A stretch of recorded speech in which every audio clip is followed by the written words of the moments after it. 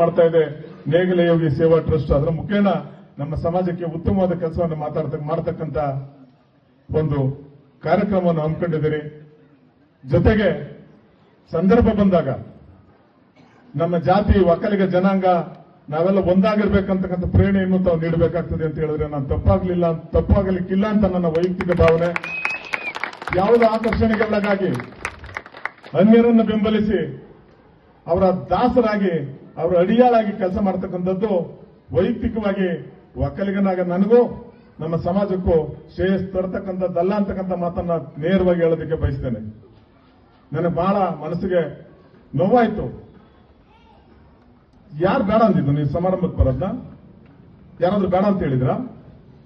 ಉದ್ದೇಶಪೂರ್ವಕವಾಗಿ ಕಪೋಲ ಕಲ್ಪಿತ ನಾಟಕಗಳನ್ನು ಸೃಷ್ಟಿ ಮಾಡಿ ಬೇರೆಯವರ ಮೇಲೆ, ಅದರಲ್ಲೂ ವಿಶೇಷವಾಗಿ ಈ ಕ್ಷೇತ್ರದಲ್ಲಿ ವಿಧಾನಸಭೆಗೆ ಸ್ಪರ್ಧೆ ಮಾಡಿ ಅತ್ಯಂತ ಕಡಿಮೆ ಅಂತರದಲ್ಲಿ ಸೋತಂತ ನನ್ನ ಮಗಳು ಕುಸುಮ ಬಗ್ಗೆ ನೀನ್ ಏನೇನ್ ಮಾತಾಡಿದ್ಯಾ ಅಂತ ಗೊತ್ತಿಲ್ವಾ ನಮ್ಮ ಸಮಾಜದವರಿಗೆ?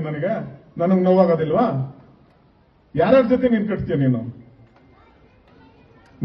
ನಿನ್ನ ಕುಟುಂಬದಲ್ಲಿ ಏನ್ ನಡೀತಿದೆ ಅಂತ ಗೊತ್ತು ನಮಗೂ.